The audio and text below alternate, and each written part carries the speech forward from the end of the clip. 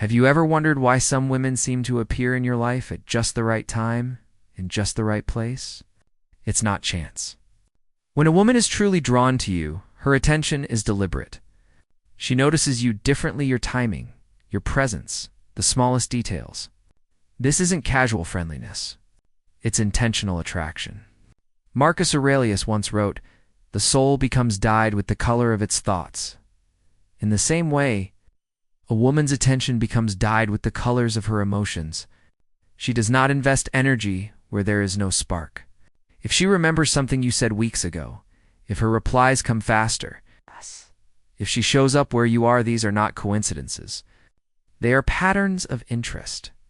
Think of it like gravity. You don't see it, but you feel its pull. She places herself in your orbit not to chase, but to be seen. Epictetus reminded us, "We have 2 ears and 1 mouth so that we can listen twice as much as we speak, instead of rushing." Listen to her consistency. Notice how her energy aligns with yours. The mistake many men make is to dismiss these signals, or worse, to chase too hard and kill the very mystery that attracted her. Attraction, like a flame, does not need you to fan it wildly. It needs you to guard it carefully. So observe without assumptions. Anchor yourself in presence, not desperation.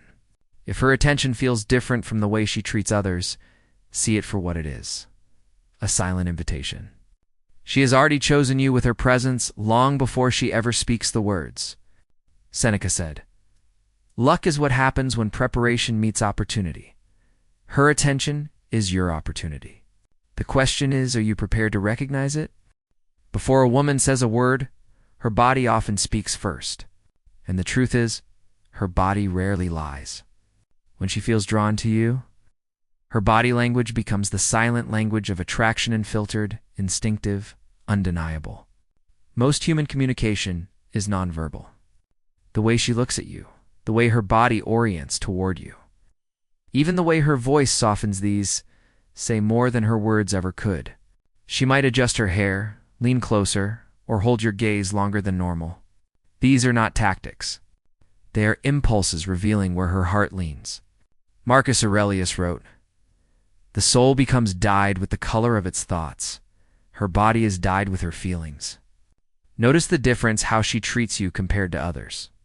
If her warmth rises when you enter the room, if she closes the distance only with you, that is no accident. It is attraction taking form. Think of it like a flame flickering in the dark. She doesn't announce it, but the light is there for anyone awake enough to see. Many men miss these signs, confusing friendliness for interest. But Epictetus reminded us, it is not what happens to you, but how you react that matters. The wise man reacts with awareness, not assumption. So what should you do? Nothing drastic. Respect the signals. Let them affirm what you feel. When you notice with calm confidence, you create space where she feels safe to reveal even more. Seneca said, "He who is brave is free." By being steady and free of neediness, you give her permission to open without fear. The feminine wants to be seen, not chased. To be read, not interrogated. Observe in silence. Her body may already be telling you everything you need to know. The question is, will you pay attention? When a woman begins to like you, she doesn't just stay in the background. She creates small bridges toward. You'll bring in up things you once said, sharing a joke, asking your opinion. These are not random gestures. They are deliberate anchors of connection. Seneca once wrote, "One of the most beautiful qualities of true friendship is to understand and to be understood.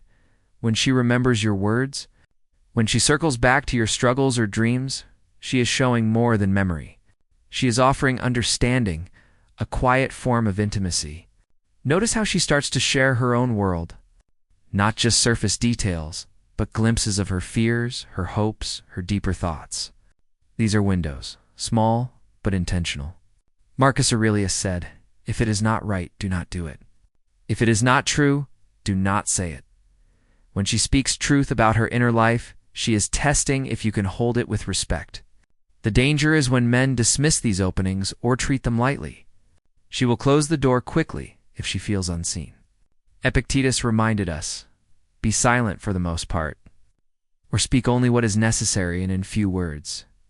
In these moments, silence and presence matter more than cleverness. Your role is not to chase, but to create safety. When she shares, respond with calm awareness, not performance. Respect the bricks she is laying in the foundation. Because when a woman gives you pieces of her world, she is asking, will you build with me, or will you let them fall? Her small gestures are not accidents. They are signals. The wise man sees the pattern, honors the invitation, and meets it with presence. A woman is not only drawn to what you say, she responds to the energy you carry. When your presence is calm, grounded, and intentional, it awakens something deep within her. This is not about dominance or bravado. It is about clarity and inner command. Marcus Aurelius wrote, "You have power over your mind, not outside events." Realize this, and you will find strength. True masculine energy is quiet strength. It signals, I know who I am, and I don't need to prove it. When a woman feels this, her own nature softens, not from weakness, but from safety. You'll see it in small ways. She slows down around you. She mirrors your stillness. She leans closer, not from urgency, but from trust. Like a flame steadying in the wind, her energy stabilizes in your presence. Seneca said, "No man is free who is not master of himself. Emotional regulation is what makes you magnetic." Think of two rivers meeting. If yours flows steady and strong, hers finds freedom to merge without fear. But if yours is chaotic, she will retreat to protect herself. Women open when they feel safe, not when they feel chased. So hold your ground. When you speak, mean it. When you touch, let it be with respect, not urgency. Epictetus reminded us, no man is free who is not master of himself. By mastering your own emotions, create the space where she can breathe, laugh, and reveal her true self. You don't need to chase. When your presence is steady, her energy will meet yours halfway. That is the foundation of attraction that endures. When a woman is truly drawn to you, her curiosity shifts from the surface to the soul. She doesn't just ask what you do, she wants to know why you do it. She listens closely, remembers details, and circles back to things you've shared. This is not politeness. It is emotional investment. Marcus Aurelius wrote, "The happiness of your life depends upon the quality of your thoughts." Her questions are her way of stepping into your inner world, seeking the quality of your mind and heart. If she remembers your goals, your struggles, or checks in on things others forget, it's not by accident. It's intention. Think of a fire being stoked. Each question she asks is fuel, building warmth between you. But many men mistake this for friendliness and respond with shallow charm. Epictetus warned, "First say to yourself what you would be, and then do what you have to do." When she opens a door, she is asking you to show who you truly are. Her curiosity may come through humor, teasing, or quiet pauses. Even silence can be a question. Seneca said, "We are more often frightened than hurt, and we suffer more in imagination than in reality." Do not fear her questions. They are not tests to trap you, they are bridges she is trying to build. Respond with honesty and presence, not performance. Share enough for her to feel you are open, without rushing to expose everything. When you meet curiosity with depth, trust begins to grow. And when trust grows, attraction turns into something far stronger connection. So remember, when she is curious about who you are beneath the surface, it is not small talk. It is her heart reaching for yours. When a woman begins to prioritize you, it's never by accident. Time is the most valuable resource we have, and when she gives it freely, it is a form of devotion. Quick replies, making space in her schedule. Sensing your moods before you even speak, these are signs of emotional investment. Marcus Aurelius wrote, "Waste no more time arguing about what a good man should be. Be one." When she gives you her presence, it's not out of weakness, but recognition. She sees something in you worth prioritizing. What matters is how you respond. Think of it like tending a fragile plant. Neglect it, and it withers. Nurture it with steady presence, and it grows. Seneca said, "True happiness is to enjoy the present without anxious dependence upon the future. If she opens her life to you, don't fill it with distraction or indifference. Meet her with conscious presence, not performance. Her availability is not desperation. High-value women do not give time lightly. Epictetus reminded us, it is not what happens to you, but how you react to it that matters. If you meet her openness with selfishness, she will retreat quietly.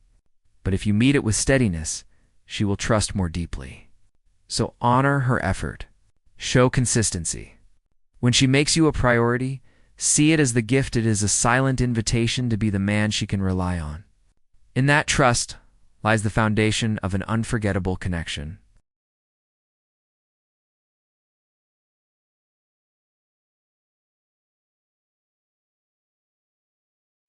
Some women do not confess love with words, they reveal it through actions. Quiet devotion shows up in small details, remembering how you take your coffee, checking in when you're silent, defending you when you're not there. These are not casual acts. They are hidden expressions of care. Marcus Aurelius wrote, "The soul becomes dyed with the color of its thoughts." Her repeated gestures are the colors of her affection. She may disguise them as nothing, even laugh them off, but they are signs of a heart that fears exposure yet longs to give. Think of a candle burning behind a curtain. The flame is there, though she hides it. Many men miss this, mistaking devotion for friendliness, or worse, obligation. Epictetus reminded us, if you want to improve, be content to be thought foolish and stupid. The wise man looks deeper, not at appearances, but at patterns. Often, her love is restrained by past wounds. She has been hurt, so she doesn't fall loudly. She falls quietly, carefully. Seneca said, "It is not that we have a short time to live, but that we waste much of it. If you waste the devotion she quietly offers, she will retreat and guard her heart even more. So pay attention. If she shows up when it matters most, even without recognition, see the truth in her actions. Love is not always fireworks. Sometimes it is a steady presence waiting for you to notice before fear convinces her to hide it forever. Love that is real often hides behind fear. One moment she is close, warm, engaged. The next she grows distant and withdrawn. This push and pull is not confusion, but conflict. Her heart wants to open, but her fear pulls her back. Marcus Aurelius wrote, "If it is not right, do not do it. If it is not true, do not say it." Her withdrawal is not a game. It is a defense, shaped by past betrayals or disappointments. She has learned that opening her heart also opens the door to pain. Think of a wounded bird. It longs to fly, yet hesitates, testing if the air is safe. Likewise, she tests the environment, asking, silently, "Can I trust him?" If you react with anger, pressure, or insecurity, she will retreat further. Epictetus said, "It's not what happens to you, but how you react to it that matters. Your reaction determines whether she hides or slowly leans closer." Seneca reminded us, sometimes even to live is an act of courage. For her, loving again requires courage. When she withdraws, she is not rejecting you. She is protecting herself. Your task is not to chase, but to remain steady, like a calm shore to a restless tide. So when she pulls away, do not criticize, do not chase. Stay present, stay grounded. The stronger her love, the stronger her fear. If you can endure her storm with patience, you give her a reason to trust again. And trust is the doorway to lasting connection. Jealousy is one of the clearest signs of hidden love, but it rarely arrives loudly. It shows up in subtle ways: the shift in her tone, the quiet withdrawal when another woman's name appears. She may laugh it off or make a sarcastic remark, but beneath it lies fear, fear of losing what she has not yet claimed. Marcus Aurelius wrote, "You have power over your mind, not outside events. Realize this, and you will find strength." Her jealousy is not about control. It is about risk. She already feels attached, but pride and fear silence her words. So her emotions slip out in sideways glances and guarded reactions. Think of a storm behind closed doors. Outwardly, she may appear calm, but inside the winds are heavy. Epictetus reminded us, Men are disturbed not by things, but by the views which they take of them. If you see her quiet jealousy as drama, you miss the truth. It is not bitterness, it is attachment searching for safety. Seneca said, "We are more often frightened than hurt, and we suffer more in imagination than in reality." Her fear of replacement exists before rejection even happens. To protect herself, she creates distance first.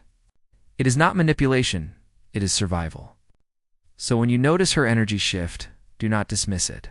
Reassure her, not with empty promises, but with presence, steadiness, and clarity. Quiet jealousy is not weakness.